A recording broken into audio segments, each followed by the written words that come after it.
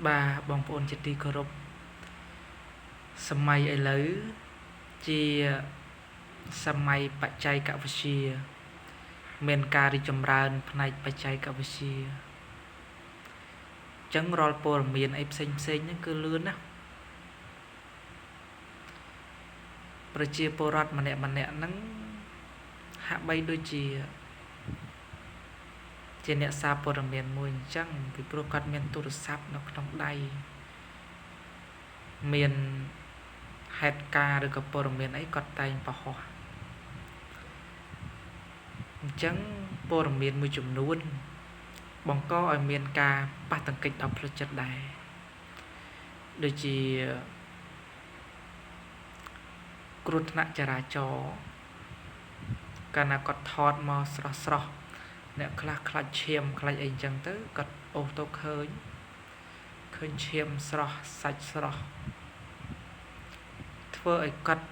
ប៉ះទង្គិចផ្លូវចិត្តអញ្ចឹងបានវីដេអូឬក៏រូបថតមួយចំនួនដែលមានឈាមមានសាច់ស្រស់អីហ្នឹង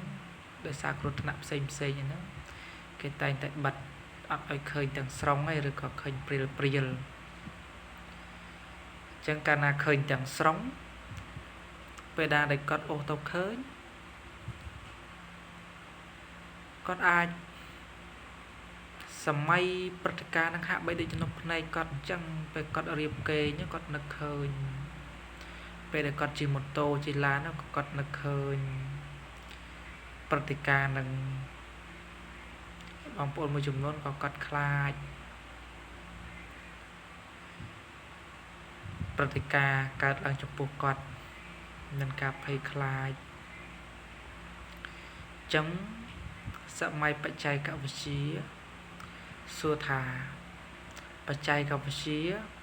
ប៉ះពាល់ដល់សុខភាពផ្លូវចិត្តអត់បច្ចេកវិទ្យាគឺមានផលប៉ះពាល់ដល់ផ្លូវចិត្តដែរជាពិសេសដោយការបង្ហោះការដែលថតរូបភាពដែលមើលទៅហាក់បីដូចឃើញឈាមស្រស់សាច់ស្រស់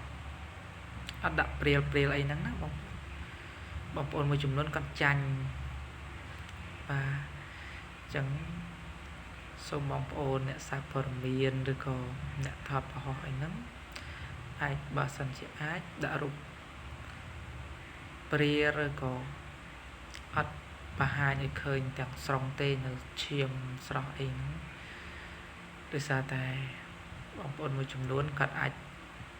អូសទៅឃើញមានការប៉ះទង្គិចផ្លូវចិត្តដែរអញ្ចឹងណាបងប្អូនណា